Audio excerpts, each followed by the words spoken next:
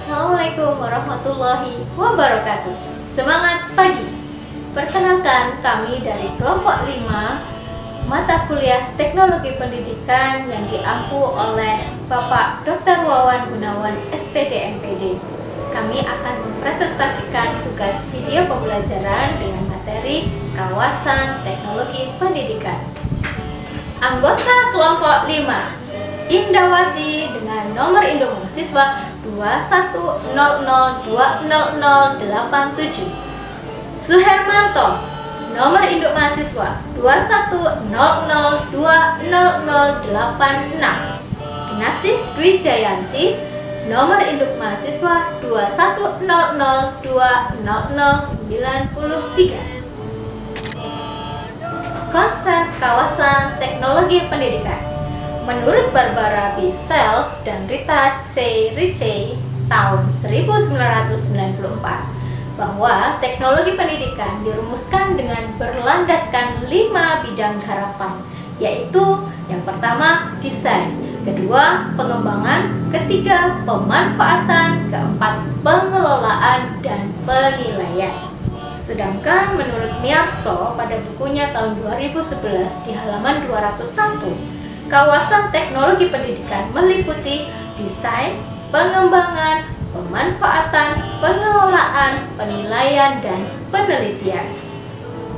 Deskripsi kawasan teknologi pendidikan dan pembelajaran. Pertama, kawasan desain. Faktor pemicu yang pertama adalah artikel tahun 1954 dari B.F. Skinner, The Science of Learning and the Art of Teaching, disertai teorinya tentang pembelajaran berprogram. Yang kedua, dari buku tahun 1969 dari Herbert Simon, The Science of Artificial, yang membahas karakteristik umum dari pengetahuan preskriptif tentang desain. Dan yang ketiga adalah pendirian pusat-pusat desain bahan pembelajaran dan terprogram seperti Learning Research and Development Center di Universitas Pittsburgh pada tahun 1960-an dari Barbara B. Sales dan Rita C. Ritchie 1994 pada bukunya halaman 30-31. Kawasan desain terdiri dari 4. Yang pertama, desain sistem pembelajaran. Desain sistem pembelajaran adalah prosedur yang terorganisasi yang meliputi langkah-langkah penganalisaan, perancangan, pengembangan, pengaplikasian, dan penilaian pembelajaran. Sedangkan desain pesan meliputi perencanaan untuk merekayasa bentuk fisik dari pesan. Hal tersebut mencakup prinsip-prinsip perhatian, persepsi, dan daya serap yang mengatur penjabaran bentuk fisik dari pesan agar terjadi komunikasi antara pengirim dan penerima. Yang ketiga dari kawasan desain adalah strategi pembelajaran. Strategi pembelajaran ini adalah spesifikasi untuk menyeleksi serta mengurutkan peristiwa belajar atau kegiatan pembelajaran dalam suatu pelajaran. Keempat, karakteristik peserta didik. Karakteristik pembelajar adalah segi-segi latar belakang pengalaman pembelajar yang berpengaruh terhadap efektivitas proses belajarnya. Kita beralih ke kawasan pengembangan. Yang pertama adalah teknologi cetak. Teknologi cetak adalah cara untuk memproduksi atau menyampaikan bahan seperti buku-buku dan bahan-bahan visual yang statis, terutama melalui proses pencetakan mekanis atau fotografis. Yang kedua adalah teknologi audiovisual. Teknologi ini merupakan cara memproduksi dan menyampaikan bahan dengan menggunakan peralatan mekanis dan elektronis untuk menyajikan pesan-pesan audio dan visual. Ketiga adalah teknologi berbasis komputer. Teknologi ini merupakan cara memproduksi dan menyampaikan bahan dengan menggunakan perangkat yang bersumber pada mikroprosesor. Yang terakhir adalah teknologi terpadu. Teknologi ini adalah cara untuk memproduksi dan menyampaikan bahan dengan memadukan beberapa jenis media yang dikendalikan oleh komputer. Menurut Barbara Wiesel dan Rita C. Ritchie, pada bukunya tahun 1994, terdapat 4 kategori dalam kawasan pemanfaatan. Yang pertama adalah pemanfaatan media. Pemanfaatan media adalah penggunaan yang sistematis dari sumber untuk belajar. Prinsip-prinsip pemanfaatan juga dikaitkan dengan karakteristik pembelajar. Seseorang yang belajar mungkin memerlukan bantuan keterampilan visual atau verbal agar dapat memahami media belajar. Yang kedua adalah difusi inovasi.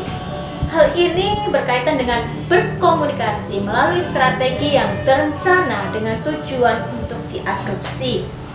Tahap awal dalam proses ini ialah membangkitkan kesadaran melalui diseminasi informasi. Yang ketiga adalah implementasi dan pelembagaan.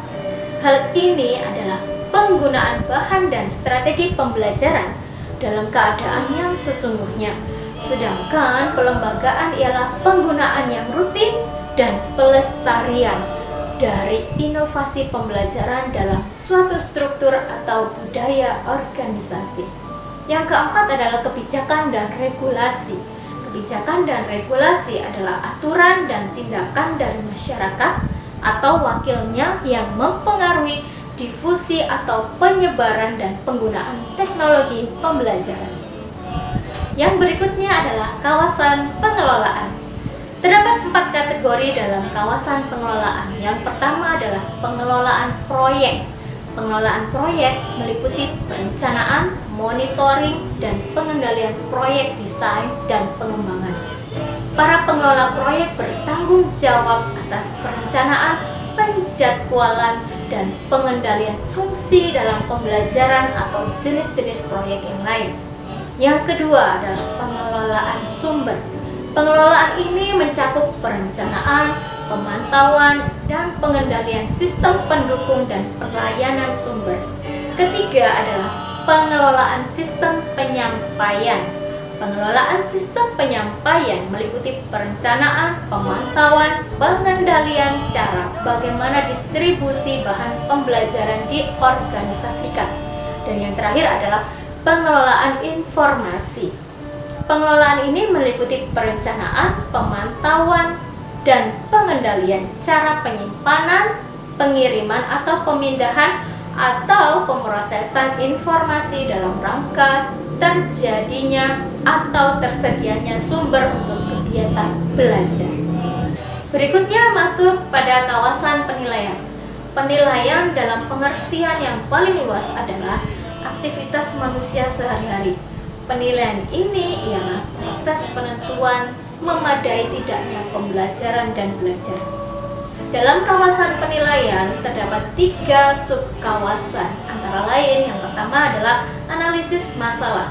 Analisis masalah mencakup cara penentuan sifat dan parameter masalah dengan menggunakan strategi pengumpulan informasi dan pengambilan keputusan. Yang kedua adalah pengukuran acuan patokan atau biasa disingkat PAP.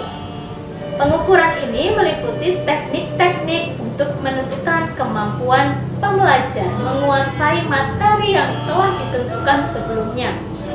Pengukuran ini sering berupa tes, juga dapat disebut acuan isi, acuan tujuan, atau acuan kawasan. Sebab kriteria tentang cukup tidaknya hasil belajar ditentukan oleh seberapa jauh pembelajar telah mencapai tujuan. PAP memberikan informasi tentang penguasaan seseorang mengenai pengetahuan, sikap, atau keterampilan yang berkaitan dengan tujuan. Dan yang terakhir adalah penilaian formatif dan sumatif. Penilaian ini berkaitan dengan pengumpulan informasi kecukupan dan penggunaan informasi ini sebagai dasar pengembangan selanjutnya. Sedangkan penilaian sumatif berkaitan dengan pengumpulan informasi tentang kecukupan untuk pengambilan keputusan dalam hal pemanfaatan. Sampailah kita di bagian akhir, yaitu penerapan kawasan teknologi pendidikan dan pembelajaran.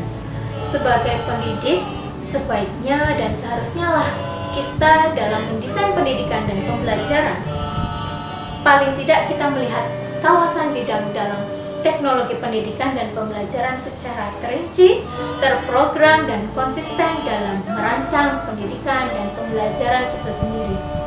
Demikian dari kelompok kami, kurang lebihnya kami mohon maaf. Wassalamualaikum warahmatullahi wabarakatuh. Semangat pagi!